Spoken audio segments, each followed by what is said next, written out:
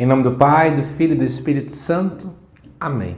Amados irmãos e irmãs, é com muita alegria que nós estamos aqui para juntos estudar e meditar a primeira leitura que a Igreja nos apresenta para este domingo, que é o terceiro domingo do Advento do ano C. Neste domingo, a liturgia nos convida, inclusive, à vestimenta de cor rosa. Isso porque nós estamos diante do domingo da alegria. Estamos mais próximos do Advento, ou melhor, do Natal, e por esse motivo já começamos a ter essa alegria antecipada do Natal do Senhor.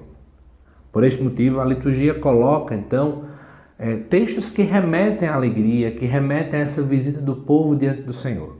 A primeira leitura fala lá, dentro do texto de Sofonias, no capítulo 3, versículos de 14 a 18, que diz assim: Canta de alegria, cidade de Sião, rejubila, povo de Israel.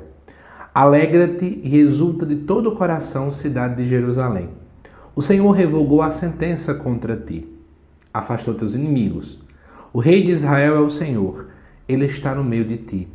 Nunca mais temerás o mal. Naquele dia se dirá a Jerusalém: não temas, Sião. Não te deixes levar pelo desânimo. O Senhor teu Deus está no meio de ti. O valente guerreiro que te salva, ele exultará de alegria por ti, movido por amor. Exultará por ti entre louvores, como nos dias de festa. Amados irmãos e irmãs, primeira coisa eu preciso te situar nesse texto historicamente. O texto de Sofonias, ele provavelmente remonta ali entre os anos 600 e 700 a.C. E nessa época nós estamos diante do reinado de Josias. O povo de Deus escuta dentro do texto de Sofonias, especialmente no capítulo 1 e no capítulo 2, muitos temas ligados ao juízo de Deus. Inclusive no capítulo 3, se você observar bem o início do capítulo, você vai perceber, não é? Falas ligadas a Deus que vai de fato realizar o seu juízo, a sua ira que vai se inflamar diante do povo. Mas, versículos antes de chegar neste versículo 14 do início da leitura, é falado como se um certo grupo, um certo povo, escapasse, digamos assim, desse juízo. E esse povo, ele é denominado como o resto de Israel. Ora, mas a palavra resto, né, não sei se vocês concordam comigo, ela geralmente tem um significado tão pejorativo na nossa sociedade. Tipo, eu sou o resto, eu sou a sobra. Parece que é o povo fraco, um povo excluído. E aí muita gente às vezes não entende muito bem essa expressão. Inclusive, esse resto é visto como os pobres de Javé, os pobres do Senhor, e muita gente enxerga essa pobreza como uma pobreza sociológica, ou seja, apenas o povo que não tem dinheiro. Mas, todas as vezes no Antigo Testamento que é falado sobre os pobres do Senhor, é um povo que muito mais do que ser pobre financeiramente, é um povo que muitas vezes foi humilhado pelas grandes nações, mas acima de tudo, é um povo humilde e que confia em Deus. Podemos dizer que a sua maior confiança está em esperar a intervenção divina. E isso os faz, obviamente, extremamente ricos. E aí, amados irmãos e irmãs, é esse grupo, esse resto de Israel, que quer queira, quer não, acaba cantando esse grande cântico que é a primeira leitura.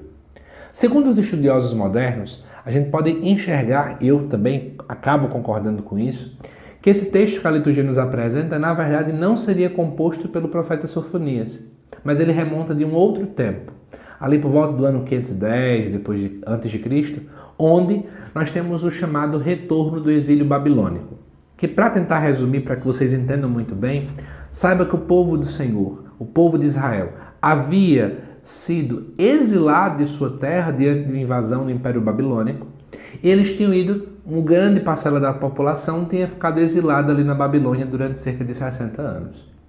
E quando eles retornam, é tempo de alegria. Quando eles voltam para a sua terra, não é tempo mais de tristeza, mais nem de medo.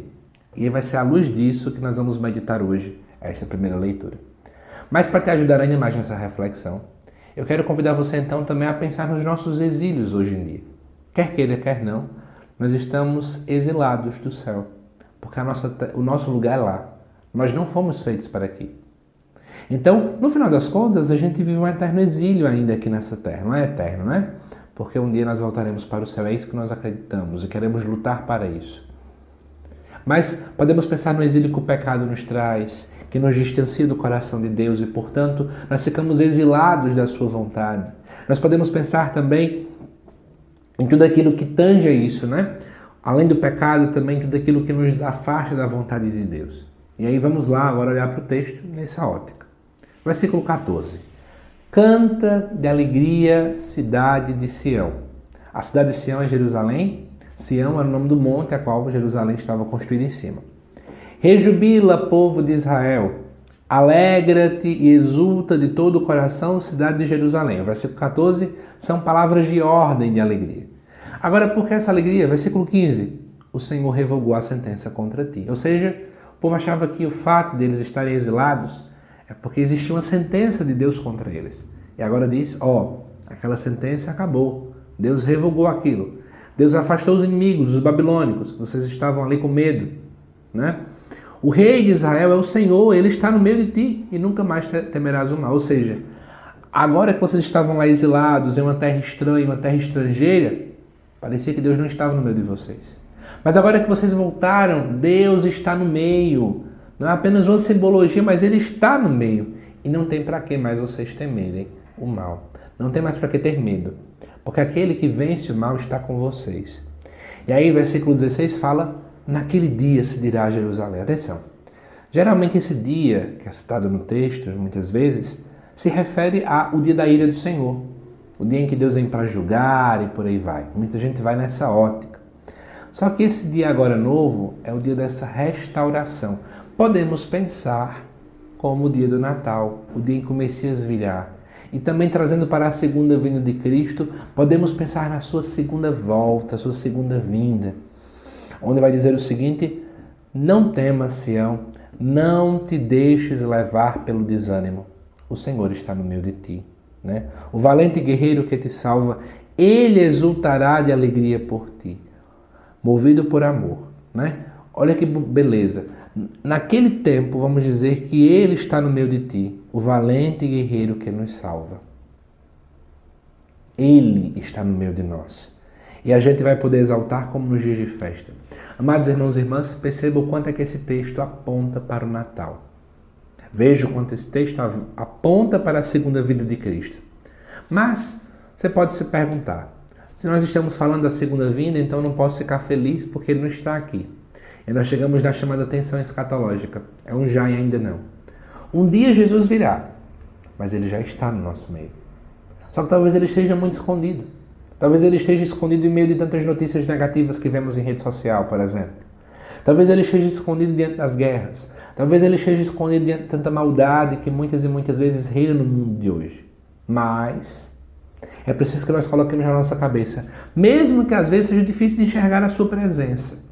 Assim como aquele povo que estava exilado na Babilônia, talvez eles achavam que Deus os havia abandonado. Talvez fosse muito difícil de enxergar o cuidado de Deus, o zelo de Deus diante dessa situação. Mas eles precisavam reafirmar essa certeza. Ele não nos abandonou. A mesma coisa vale para nós. Esse domingo é dia de reafirmarmos essa grande verdade para nós. Mesmo que o mundo pregue que não. Mesmo que tudo, visualmente falando, pareça que não. Mas Ele já está em nosso meio. E se eu sei que Ele está em nosso meio, eu preciso permitir com que a paz reine. Eu preciso permitir com que a confiança reine, porque eu não estou sozinho. Ele está comigo. Não é? Amados irmãos e irmãs, se você, por exemplo, talvez viva uma grande tristeza, né? Se você talvez, muitas vezes, acha que Deus está muito longe de ti, eu quero convidar você, à luz dessa primeira leitura, a recordar. Ele está no teu meio. Ele está no meio de nós. Ele está conosco. Não é? Tão bonito quando na missa a gente escuta o padre dizendo corações ao alto, né? O nosso coração está em Deus. E que nós também, inclusive, respondemos, Ele está no meio de nós. Olha que coisa bonita. Né? Amados irmãos e irmãs, Ele está em nosso meio. Ele, o valente guerreiro, que nunca nos abandonou. Que essa verdade, ela anime o teu coração para o Natal. E também gere em teu coração a esperança para o vindo do Advento. Que Deus te abençoe, amado irmão e irmã. Te aguardo nos próximos vídeos aqui do canal. Até mais.